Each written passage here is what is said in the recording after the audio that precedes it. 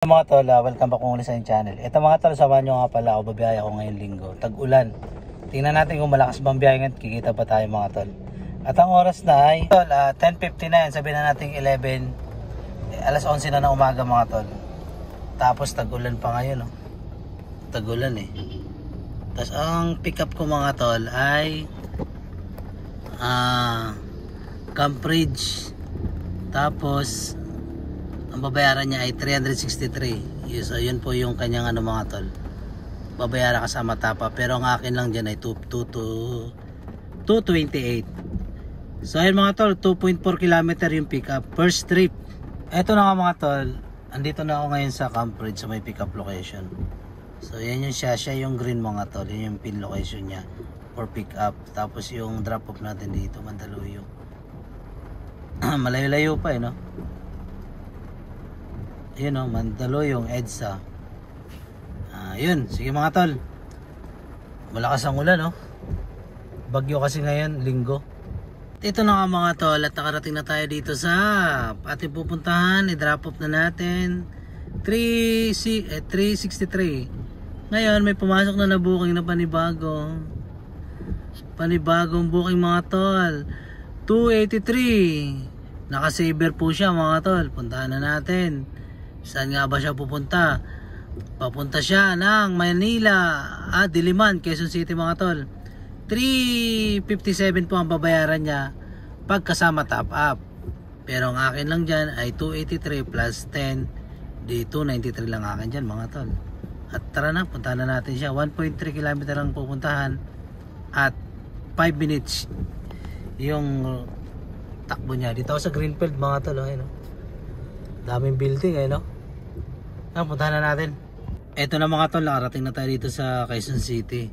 So nagbayad siya sa akin ng cash 357. Bali confirm na natin. At yun na nga mga tol, nakakalungkot at wala pang dumarating na booking dahil nandito tayo sa Quezon City, wala ganong booking. Kaya magsiset di ako mga tol. Siset di ako ng Calamba. Yan. Kasi pag nakaset destination kasi tayo mga tol, tayo po yung priority. Kahit 3 km o 2 km yung pick up, ibibigay sa iyo yun mga tol. So ayan, ang mga tol, sana pasukan. Eto na nga mga tol, sana pasukan tayo ng pa-south. Nag-set destination ako ng Pakalamba. So ganun po yung nagiging routine ko mga tol kapag nandito tayo sa Quezon City. Pwede ka pasukan ng Pasay, airport, o kaya naman tawag nito yung Alabang, yan, Las Piñas, Parañaque. Sako po lahat yan kapag ang set destination nyo papunta ng Calamba.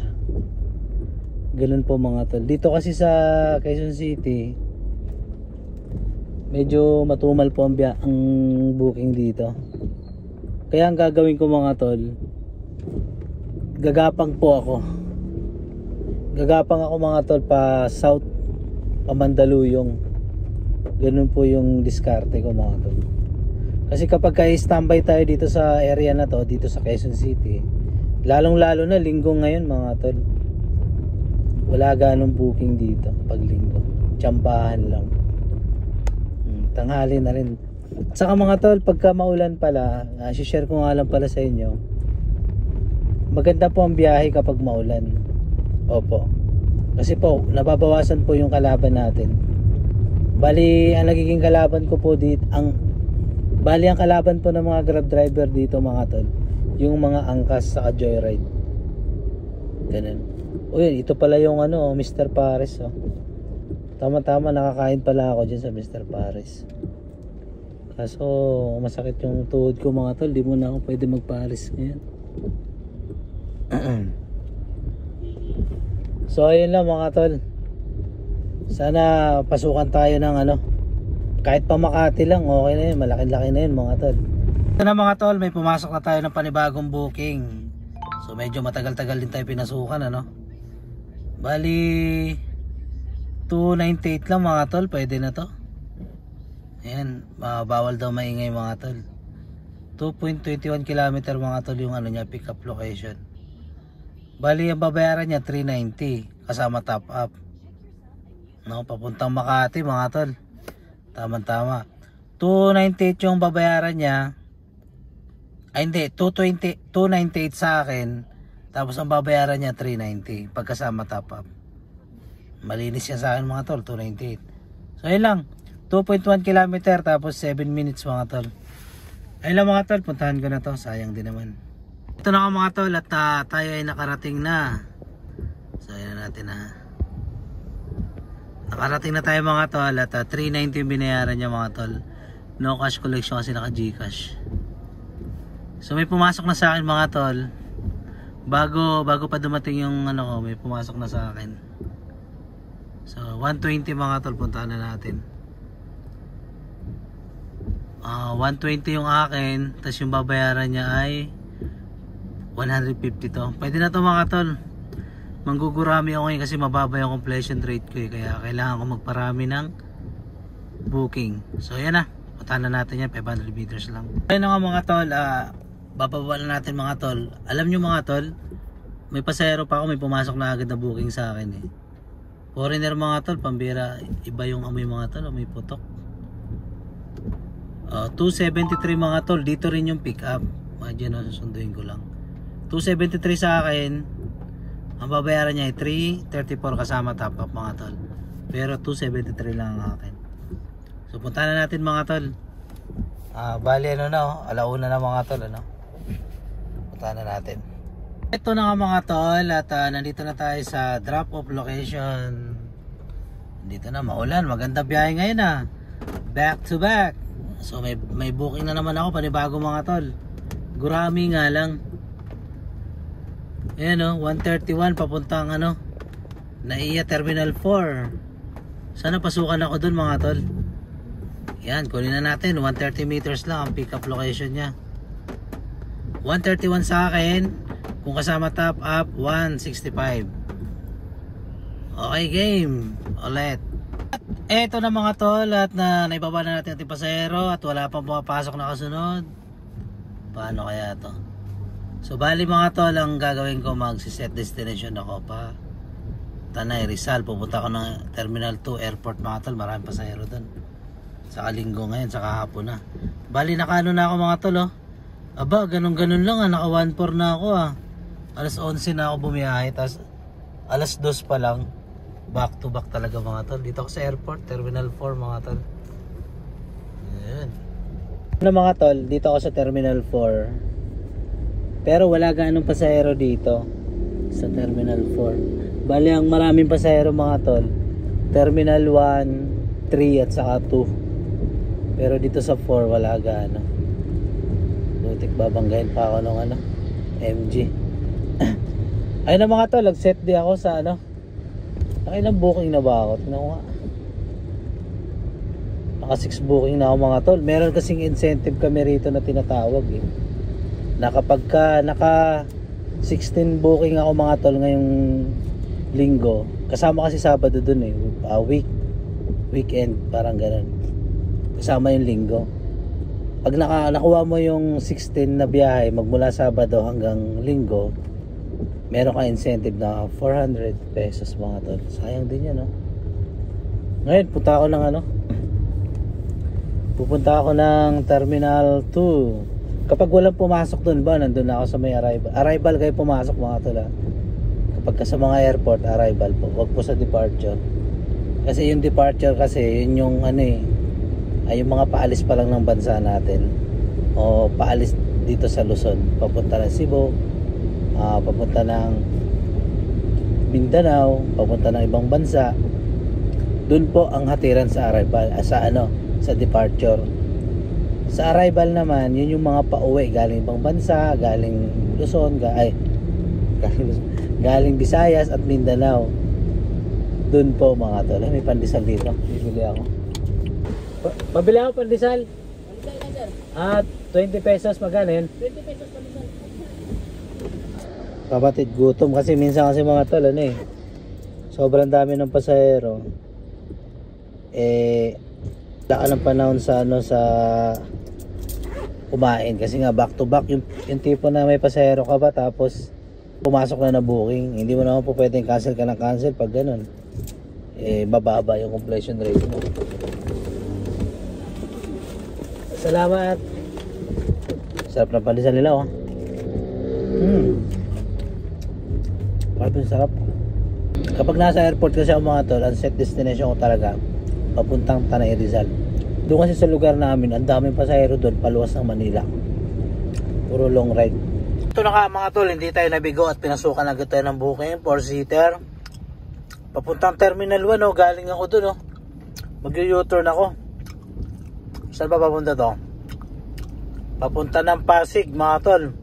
550 to, babayaran niya kasama top up. Tapos 403 yung akin. Tara, punta na natin mga tol. Yun, Chamba. Mga tol, kaka-set destination ko lang. Galing akong Terminal 4. Pinasukan ako pa Terminal 1. Saglit lang.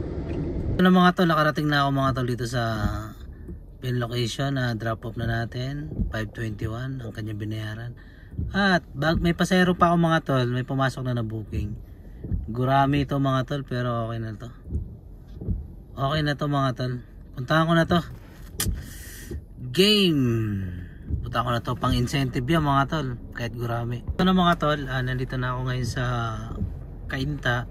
Yun nga lang mga tol, hindi ko na video yung mga ibang passenger ko mga tol, kasi nga back to back po yung pasahero ko. Yung meron pa akong pasahero, tapos may booking na pumasok. So ito yung kinita ko mga tol, 2872 mga tol. 450 na po ng tawag dito hapon. So bali umabot siya ng 12 booking mga tol, ano. Tapos may cancel tayo dito na isang cancel lang mga tol. So ayun 2,800 na mga tol, no? Malapit na tayo kumota. Mga tol, may pumasok na booking. Tingnan natin mga tol kung magkano to. Kakapasok lang eh. So 207 mga tol. Ang pick up dito lang din 207 sa akin. Tapos 261 po yung babayaran ng passenger. Bali 1.4 kilometer mga tol, 5 minutes. At yun, punta na natin mga tol. Game. Ayun na nga mga tol, nandito tayo sa pinag-drop pa natin sa may Cainta. Subdivision to mga tol eh. Tapos pinasukan din agad tayo ng booking papuntang Bagong Bayan sa may Quezon City. Tama-tama, maraming pasahero doon. Pang ko na to, pang 3,000 ko na to mga tol. Grabe no. Alas 11 na ako bumiyahe.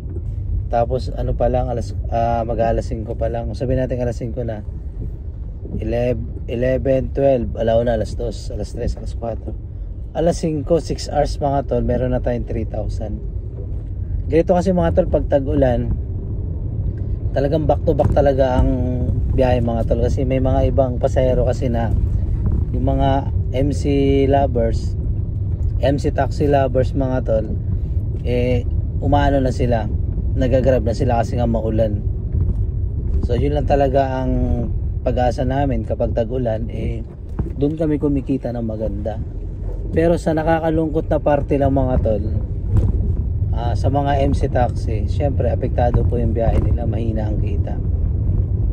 Ganun talaga. Yan yung mga tol, 6:58 na mga tol. So nandito ako ngayon sa Maynila mga tol, pinasukan ako ng malayo eh. Bali nakakota na tayo, naka 3,800 na tayo mga tol. Bali ang booking ko mga tol ay umabot siya ng 16. So nakuha natin yung incentive, no? Tingnan natin ang incentive mga tol ha. Incentive. Ito mga tol, incentive. 14 rides pa lang tol. Kailangan ko pa ng 6, 14, 15, dalawang rides mga tol para ma-reach ko yung kailangan ko pa raw eh, sabi. So okay, bubukas ulit ako, tingnan ko yung completion rate ko. Okay na, mataas naman mga tol. So ayan, biyahe ulit mga tol, 3.8. Kailangan ko makuha yung incentive, sayang 200 din yun. Grabe mga tol, lakas ng ulan no. May bagyo kasi ngayon, signal number 1 daw dito sa NCR. So 729 na mga tol. Tapos nakuha ko na yung incentive, meron na akong 4,020 mga tol. Tingnan natin yung incentive kung nakuha ba natin. Ito mga tol, oh. Yun, nakuha na natin mga tol. Qualified na siya, oh. Okay siya mga tol. 400 pesos din kasi ito eh. Ayan, oh. 400 pesos po incentive niyan mga tol.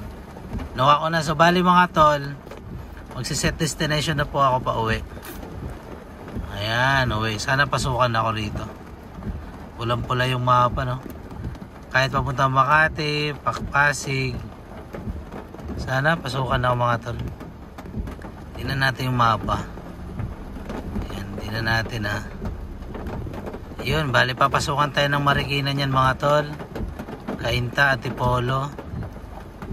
Baguhin ko mga tol. Gawin kong Binangonan. Kasi list yung list yung papuntang sa amin eh. Binangonan.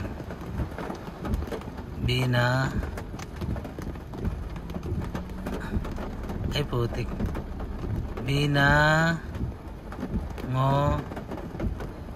Ito mga tol. Yun, tingnan natin kung tutugma dun sa okay mga tol. Pwede akong pasukan dito. Makati, Taguig, Pateros, yan. Okay, papasukan ako yan. Cainta, pati Taytay, papasukan ako yan mga tol. Ganyan po mga tol, dito nakikita eh. Sana pasukan. So yun lang mga tol, medyo gagapang-gapang na rin ako pa uwi mga tol. Yan, ganun na lang. Sana makauwi ako mga tol lang maaga-aga. 7:31 na. Ito na nga mga tol, at ito'y pinasukan na. Yan na, makakauwi na ako mga tol. 358 po sa akin dyan. Tapos yung babayaran niya for 51 mga tol. Papunta po itong saan ba to? Okay, papuntang mga tol. Malapit sa SM Mega Mall. Ayun, sakto-sakto. So, ganun lang mga tol. Punta na natin to. Ingat ako mga tol. Sana uwi na ako ng maaga-aga para makabiyahe bukas ng mas maaga pa. Mga tol, nandito na ako sa Pasig mga tol. So pinasukan ulit ako ng booking pa uwi na mga tol. 414 sa akin mga tol. Tapos ang babayaran niya ay 529. Papunta po itong Taytay mga tol. Ako po, malapit na sa amin mga tol. So ngayon mga tol, yung pasahero ko na yun, binigyan po ako ng ito. Grabe ang bait ng pasahero ko mga tol, binigyan ako. So yun lang mga tol. 8:27 na. Ayan na mga tol, nandito na ako sa lugar namin. Grabe, maulan.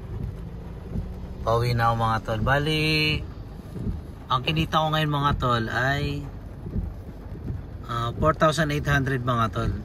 Tapos konti lang nabawas ng gas ko kasi yung gas ko mga tol sa gitna at saka isang guhit. So pag nagpagas ako ng 1,000 mga tol, susobra yan. So ganun lang mga tol. Kaya nakatipid ako sa gas mga tol kasi may mga pasahero kasi ako na kung saan ko binaba yung unang pasahero, doon din ako nag-pick up ng bagong pasahero. Kaya nakatipid ako sa gas.